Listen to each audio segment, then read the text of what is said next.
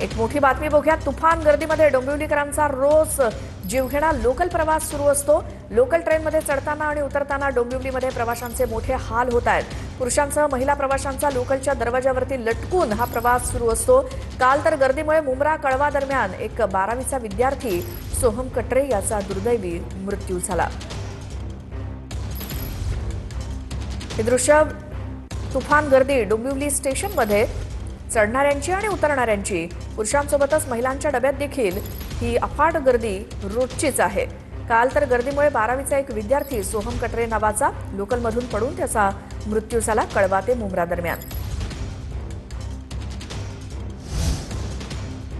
तर आणखी एक महत्त्वाची बातमी ती म्हणजे 12वीच्या पहिल्याच पेपरला जात असताना काळानं घाला घातल्या एका विद्यार्थ्यावरती डोंबिवलीतील सोहम कटरे नावाच्या विद्यार्थ्याचा लोकलमधनं पडून मृत्यू झाला।